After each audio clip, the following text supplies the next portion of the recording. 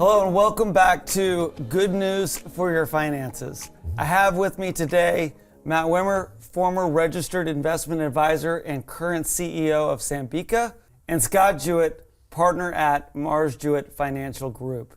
Today we're talking about good news. A healthy relationship with money produces healthy relationships.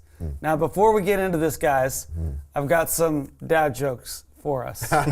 So a little financial humor for us. So a little boy asked his dad, "Dad, how much does it cost to get married?" And the dad answered, "I don't know, I'm still paying for it." I saw a sign the other day that said "Watch for Children," and I thought that sounds like a pretty good deal. You know, people say that when they reach the other side, they see a great light. Well, my dad is so cheap that when he dies, he's going to walk towards the light and turn it off. All right, one more. All right. My wife's credit card got stolen the other day, but I haven't bothered to report it because the criminal's spending less than she did. All right, let's talk a little bit about some of this healthy relationship with money. Guys, I know that this will probably not come as any surprise to you, but the top two reasons for divorce in America are number one, money, and number two, communication. So of course, talking with your spouse, your children, your family about money is an obvious struggle for most men. Part of the problem is that people don't have a healthy relationship with money. And as a result of that unhealthy relationship with money, it can produce unhealthy relationships in their marriage, in their family, and in their community. So let's start with marriage. How do you and your spouse work to stay on the same page when it comes to your finances? And what's that journey been like, trying to communicate well with one another about money? I would say for us, that's really been something that we've been working on our entire marriage. I was, after marriage, Kim was an accountant at Nintendo, and I was working at Boeing, but an aspiring financial planner.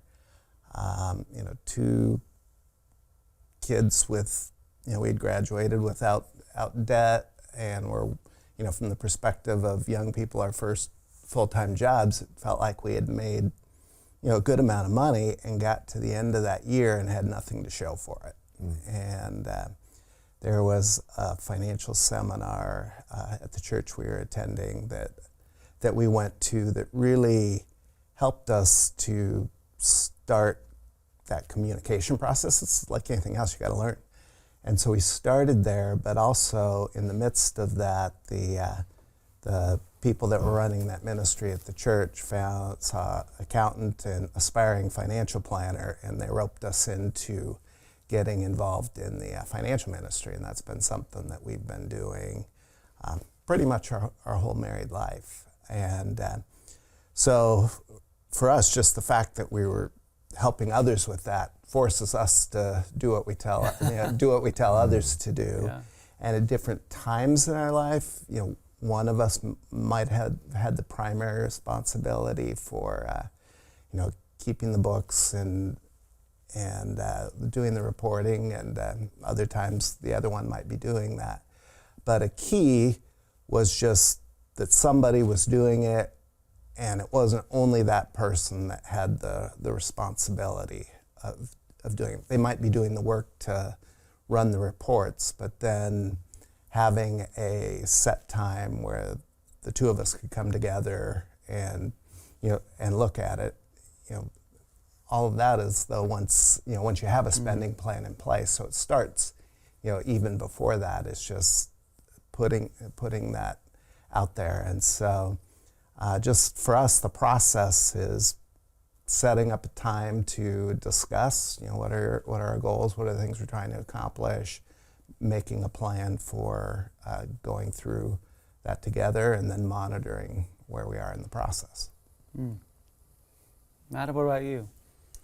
Yeah, reflecting back, on our 20s, it's a time of a lot of guesswork and a lot of discovery.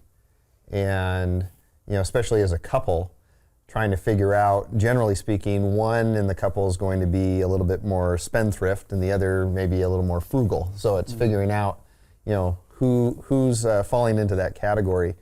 When we were early on, we actually used an envelope system. And so what we tried to do is primarily use cash and use it for different categories. I wouldn't say that was necessarily embraced by both of us. So it was good learning. That was good learning.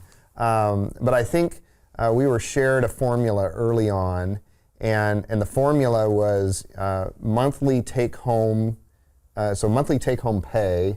And then what would we be giving of first fruits to the Lord?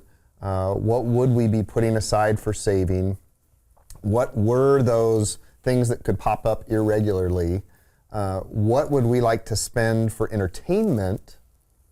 And then what were the living expenses?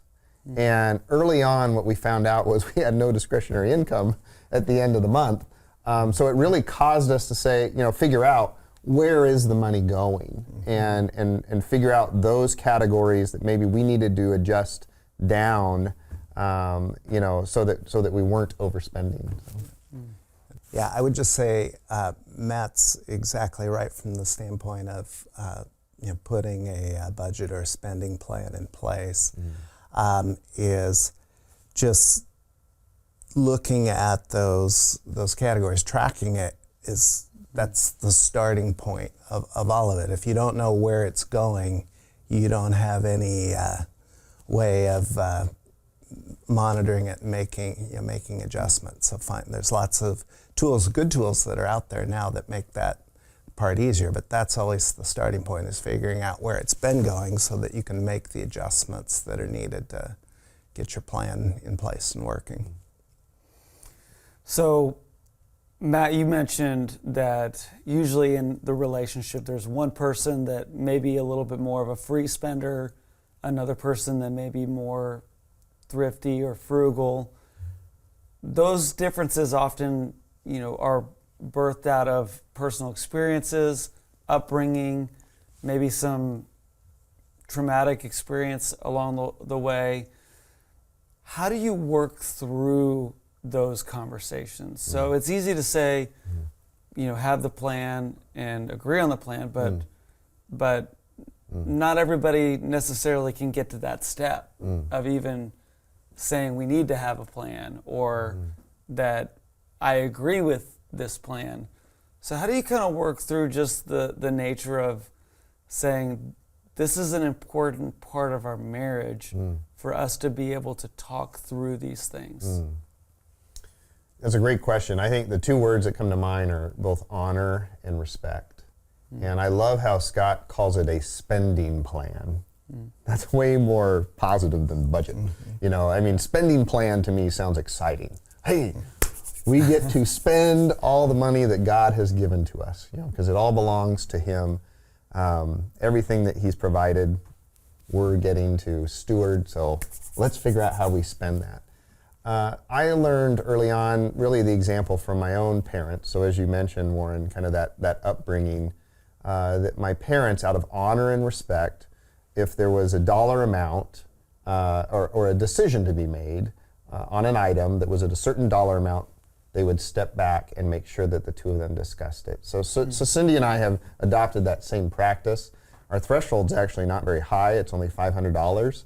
And if the spend is over $500, we simply step back and make sure that we're going to, in an honoring and respectful way, at a minimum, call the other and say, hey, I'm about to make this purchase. It's over $500. Is that okay with you? Or want to honor you and respect you and let you know. So my parents used to have a little thing that they would say is to the salesperson, for example, if they felt pressured into buying something that they really maybe didn't need, then they would say, we're going to go get a Coke together, a Coca-Cola together, and we'll come back and have the decision made. So I think the key piece is, out of honor and respect, is as I love the verse that Scott shared earlier about in our hearts we make plans, but the Lord determines our steps. So I absolutely believe that that's true of money, and out of honor and respect is just communication with our spouse, especially on those items that could maybe get out of control. I like to say that talking about money before you earn it is a lot easier than yelling about money after you spend it. So having those things figured out in advance, talking through them, saying, hey, I need to speak with my wife about this, or hey, honey, I'm thinking about going on this trip or buying this new equipment. Do we have the money for it? Is now the right time? Having those conversations and repeating those over and over and over again. So what are some ways that men or couples can practically discuss and review their financial goals and budget or spending plan with their spouse? And are there some practical steps that you would take in order to really work through what that looks like? You know, perhaps it's to bring in an outside financial counselor, read a set of books. What are some practical ways that a husband and wife can begin to work together to get on the same page and to get on the right page when it comes to their spending? I think, you know, this is, as I mentioned earlier, this is something Kim and I have done in our own marriage and helped others do for more than 30 years. And couple of things that I've seen for starters is oftentimes the husband can be passive in finances and just kind of going through life, and it will oftentimes leave the wife feeling like the burden is on her for the finances. It's stereotypical. It's not always the case, but in 30 years of experience, it's frequently the case. And so, for starters, as a husband, I always felt like it was incumbent on me to take the initiative to sit down and talk about where things are.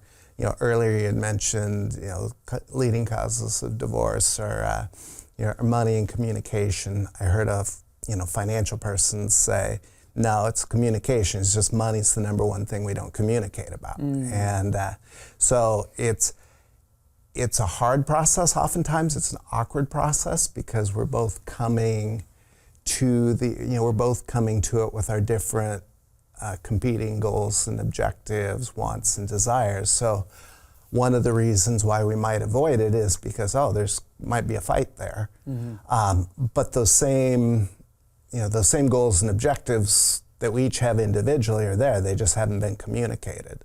So coming together to talk as a couple about, hey, what are our goals? What are the things we're trying to accomplish? So oftentimes, just most people don't put a written spending plan in place, and you look at the statistics. Lots of people, start this process because they're in debt and they need to figure out a way, to get out. And so just that process of talking together about it can be awkward at first. If it's, one of the questions you had in there is, does it make sense to seek somebody to help you? I mean, somebody that's been doing this ministry for 30 years would say, well, yes, absolutely. It makes sense. And one of the things that we've seen along the lines is like getting help for anything else. It's embarrassing. You feel like, I should be able to figure this out. And oftentimes, Kim and I can look at a situation and see, wow, there were about 7 stoplights that, this couple went through from then till when we're seeing them. And the feeling is, it could have been so much easier if we'd started this process earlier. But our natural inclination is, we got to keep it hidden. And they wait until they can't see any other way out to get help. So, if starting that process, but if you're running into obstacles, then finding, somebody, it doesn't have to be anybody formally trained, somebody that, has experience, just seeking insight is wise. Yeah, I really like how Scott uses that word communication. I would agree that a wife's number one need often is security, and sometimes as men we can err on the side of things. Maybe I've gotten myself into a difficult spot. I don't want to share that with her because that potentially could, diminish, that feeling of security. And yet, I would assume that most women would much rather have, the conversation. Hey, things aren't what I hoped they would be. We're in a little bit of a tight spot. Make sure that that's communicated well. That also, what men see as an investment. I think a lot of times as men, we think that, maybe even taking my wife out to dinner or, out on the town or, even the family on a vacation is an expense instead of seeing that as an investment in the relationship, investment in the family. So that being said, not going into debt by taking, an overly lavish vacation as a family, but doing it in a way that is what we can afford. So for us, again, I love looking at the spending plan and seeing where we're at. My bride, that's like going to the dentist and getting your teeth pulled. So instead, what we have an agreement is that annually, and it's actually in the month of October, but in October we sit down and I've produced a report. It gives her an update on where all the accounts are, both located and the account numbers, but also, what are the balances, et cetera, and here's how we've done this past year with our spending plan and what will next year look like. So we do it in October so that we're already talking about the year ahead, once we get there. So. Yeah, just before Black Friday too. So That's right. That's pretty smart. I like that. Scott, I really resonate with what you were sharing about how most men are typically more passive when it comes to that. I think I can identify with that.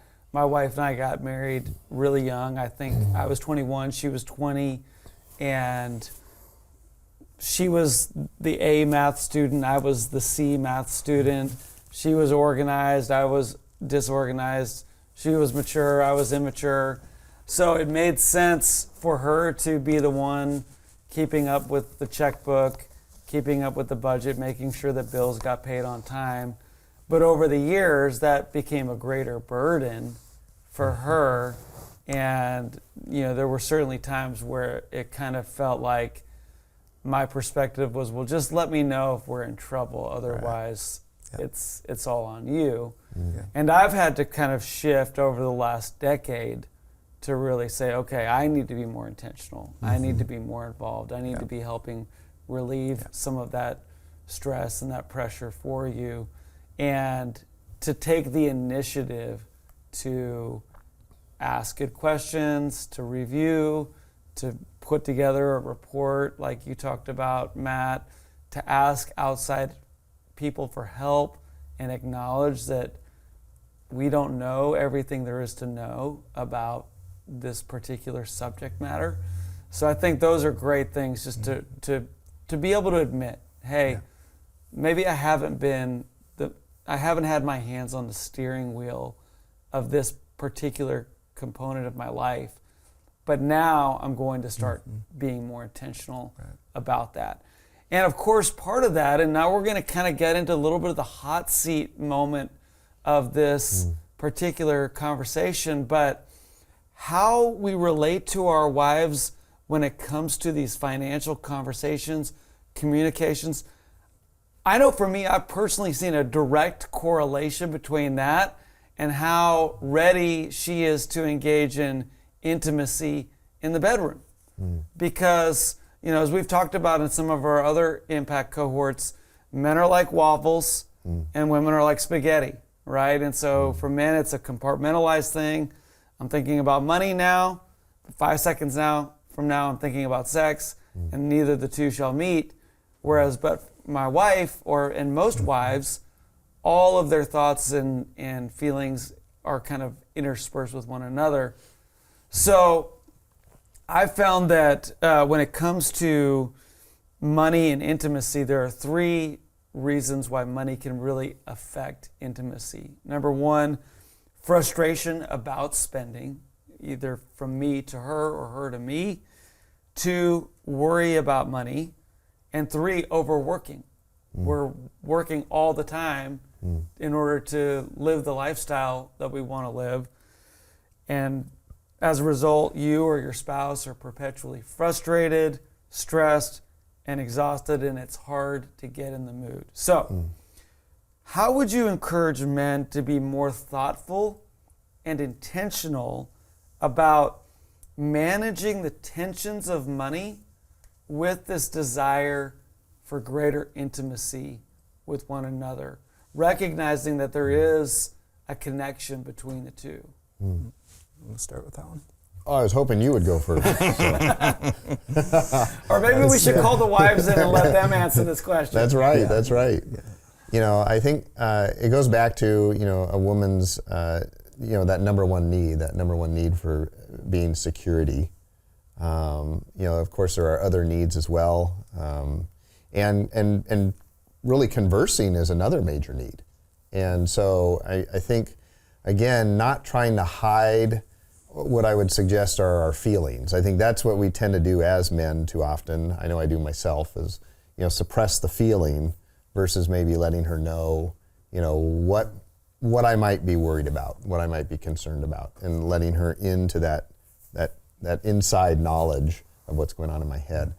And then I would go back to, again, that honor word of making sure that, again, if there's, you know, a hunting trip or golf trip or whatever, you know, going to a ball game, whatever it is that I'm planning to do, and if that dollar amount is starting to extend, to make sure that we're in agreement on those things. So to me, that's the big thing, is it starts well beyond, you know, or well before us getting to the bedroom, and it's really about the communication. And I think as long as she feels that we're a team, and as long as I approach it as a team, then that part we shouldn't have a difficulty. But if I try to get into things where I'm doing things myself, you know, especially, you know, on the overworking part that you said, and it might be admirable that I'm trying to provide for, you know, the lifestyle that we've become accustomed to, but I still need to make sure I honor her with the communication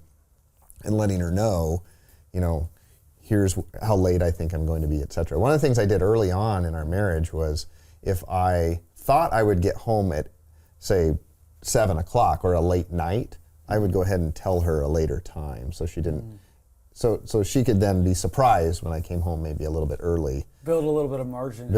Margin, and I think too often we as men will make the mistake, we'll saying, well, I'll be home by 6, but then when I roll in by 6:30, that can be very exasperating for our wives. So, yeah. That's great. Tagging off of what Matt was just talking about, overworking, oftentimes people are trying to get out of debt, or you know, whatever it is. It's like, oh, I just need to earn more income, so, you know, pick up another job or work more hours, whatever those things are. But if you don't have the plan in place to say, hey, where's this extra income going to be allocated?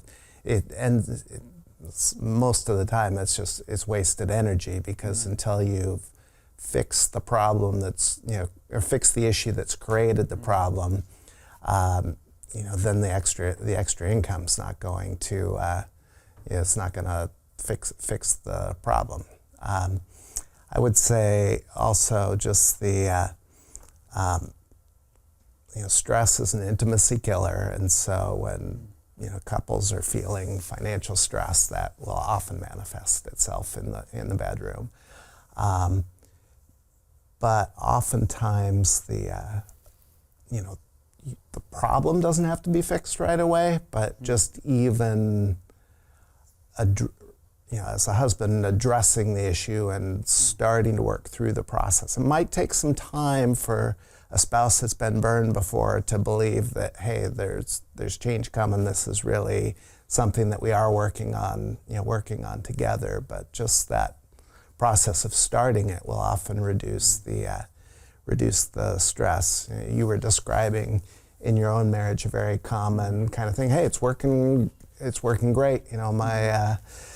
Leah's handling the finances. If she'll let me know if there's a problem, but many times the spouse that's keeping the books is the one that's feeling the stress and the burden.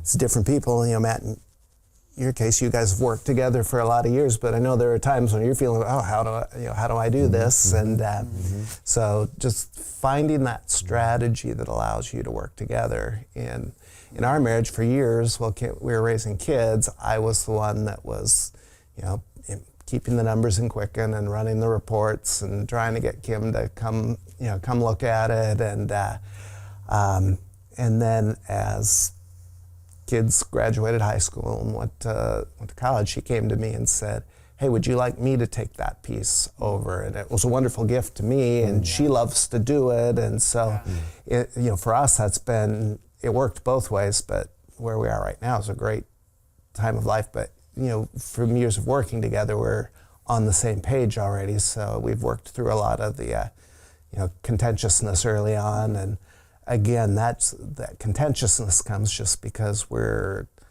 talking about just competing goals, desires, dreams, what we're hoping to accomplish. But they're there whether you're talking about them or not. So getting them out on the table and working through them is important. That's great. And I think, everything we've discussed, you can look at it from two perspectives. There's the one perspective of that stress about money. It can negatively hinder intimacy and sexual relationships with your spouse. On the flip side, if that stress is removed, it can actually cause it to really flourish, and so there's an extra benefit for us as men to make sure that we are communicating well and that we are establishing a healthy relationship with money, because that's going to allow our marital relationship to flourish as well. Yeah. Let's talk a little bit about parenting. As soon as you find out that you're pregnant, the cost of parenting begins and it never stops, right? At least I don't see an end in sight right now. We start with the prenatal care, and then it's filling out the nursery, and then it's getting the kids ready for school, and then the first car, college. It just goes on and on and on. And at some point, our kids begin to see us as the bank of dad, right? The ATM. Dad, I need $20 for this. I need $20 for this. And if you're not keeping that strict budget, all of a sudden it can really create some issues, both between you and your kids and also even between you and your spouse. So let's talk a little bit about how do you create a system that really works well for how you and your kids interact around this theme of money, whether it's them working to get some income, whether it's allowance, whether it's teaching them how to tithe and give themselves, whether it's helping them to learn how to balance their own budget. But kind of walk me through some of the things that you've tried to do with your kids to help equip them for better relationship with money, but also so that it doesn't hinder your relationship with your kids. Right. I think for us, one of the keys, we wanted our kids to grow up being responsible with money. Scripture's really clear that really we are stewards. So meaning everything we have isn't ours. It belongs to God, and our job is to be faithful with that. And that's part of the spending plan, is being responsible. And so how do you transfer that to your children as they grow? And there's phases of life. When our kids were young, we gave them, I don't even remember what it was anymore, but a small amount of allowance each week, and a piece of that was teaching them to, in our family, we give the first 10% back to the Lord, and so that's, with their allowance, we were, teaching them, that piece of stewardship, and they might have the rest to spend. As they got older, there was an allowance that we gave that was bigger, but we had,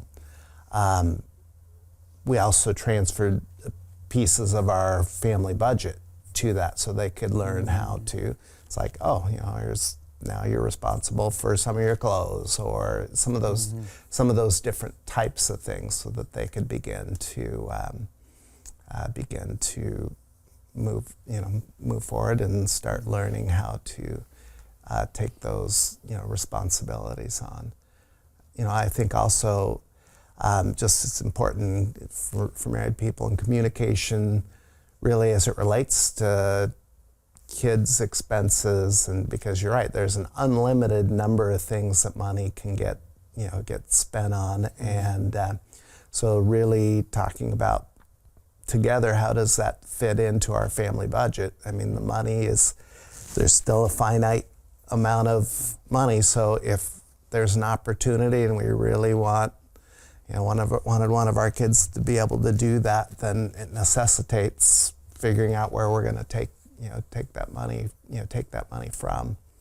But just, it's a process. It looks different for everybody, but kind of that's the framework, having a spending plan in place. And for us, it worked well to transfer a piece of our, what our kids, we would spend money on for our kids, to them, and let them make some of those decisions. I love that. That's great.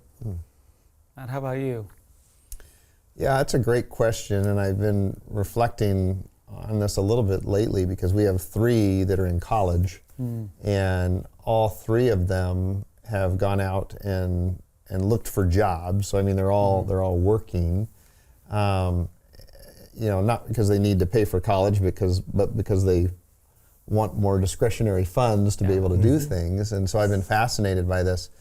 And when they were younger, we actually didn't do an allowance. We did commissions. And commissions, there were essentially 9 jobs that needed to be done every single week.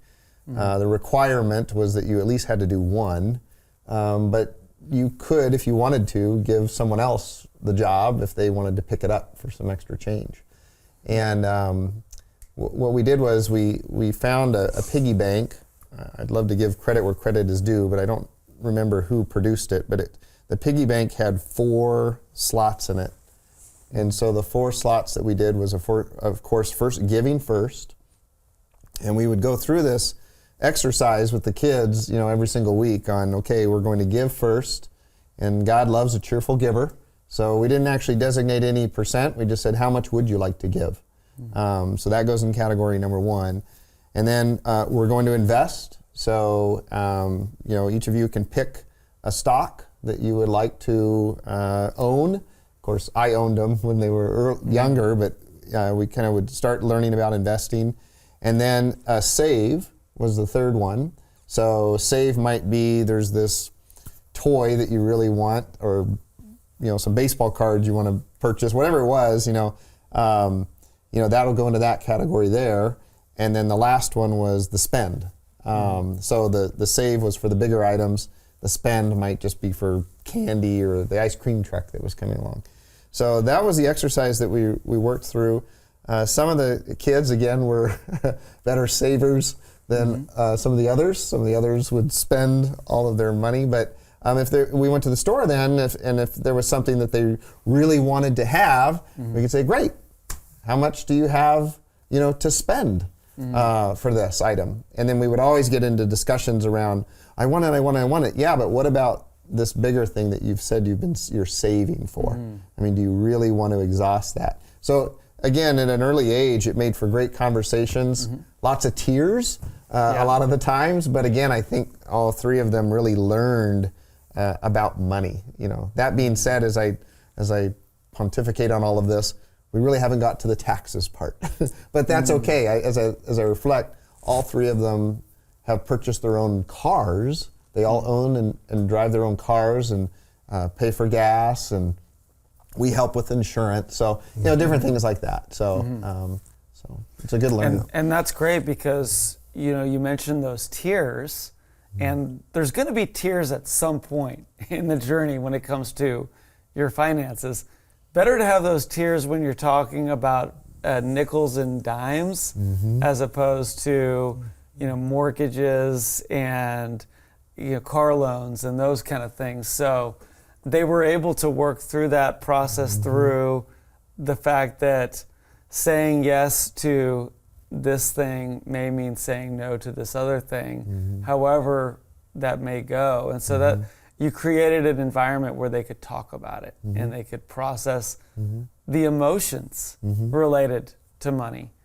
And that really does tie back to what this whole study in this session is all about, which is the idea of if you have a healthy relationship with money, it's going to produce healthy relationships in your marriage, your family, and beyond.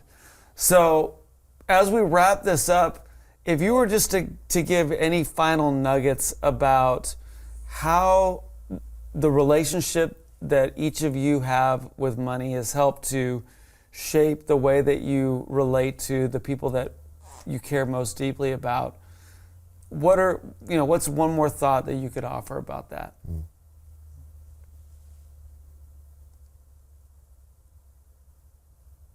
I think,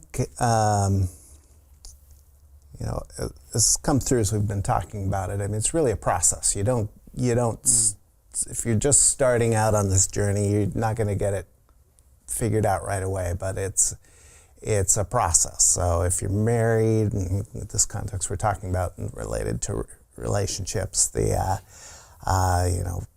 spouse, and just taking some time to talk about, hey, what are our goals? What are our dreams? Then the second piece of it is just really having, working together to start, building that plan from there. What are the things we want to accomplish? If you need somebody to help in that process, finding someone to help you do that. It's a friend that's done this process before, but starts with that communication and just kind of step by step along the way. It gets easier as you do it.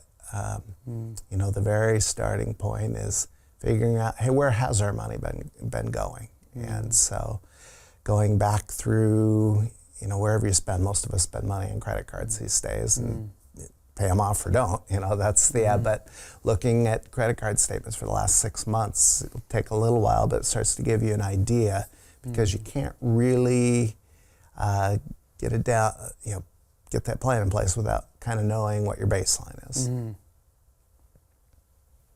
Yeah, I love how Scott has continually used that word spending plan, or those words spending plan, and how important it is to know where our money is going. And again, starting with the giving, and how do you defeat the god of mammon? I mean, it's truly in being generous. It's truly in giving. And there's a reason that God has talked about money more than any other topic in Scripture.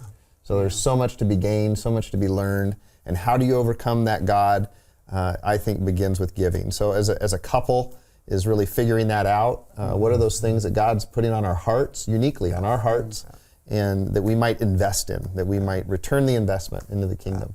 And then how much are we going to save? And there's those short-term goals, but then also those long-term, objectives. But being on the same page with both of those. Understanding the taxes so that they're not a surprise. And how much will we be, paying Uncle Sam, and the debt piece, and what is an appropriate amount of debt. And then other than that, it's just figuring out, again, staying in line with those living expenses. So if we can, as a couple, become familiar with that formula and comfortable with that formula as far as in our communication, then I think it really allows us to, shine like stars in the universe, because money then we're not beholden to money. So. Yeah, I think a lot about the idea of compounding interest, and in a way, what we're talking about is either compounding the burdens of a poor relationship with money, or compounding the blessings of a healthy relationship with money. And the further you go, the longer you go in either one of those directions, the bigger and bigger that snowball becomes. And so if you're moving in a really healthy direction, you're going to see a lot of blessings in the future. But if you start off in an unhealthy way, it's going to compound, and it's going to end up, it could potentially run you over. So I think that's a great place to wrap up. I want to thank Matt and Scott for sharing some really important truths about how our relationship with money can influence our relationship with our loved ones. I hope you guys will dive deeper into all that we're talking about in this study this week in your cohorts. Our memory verse this week is from Luke chapter 16, verse 13. No one can serve two masters. Either you will hate the one and love the other, or you will be devoted to the one and despise the other. You cannot serve both God and money. Be sure to come prepared to your cohort with your best verse from Luke chapter 16 to share with the guys in your group. If you'd like to discover additional ways to get more involved with Impact Players, be sure to visit www.impactplayers.org. And we are so grateful for you to be a part of Impact, where we are all about inspiring men to be great husbands, fathers, and leaders so that they can thrive in the relationships that matter most. Scott, Matt, thank you for joining us. And guys, we will see you next time.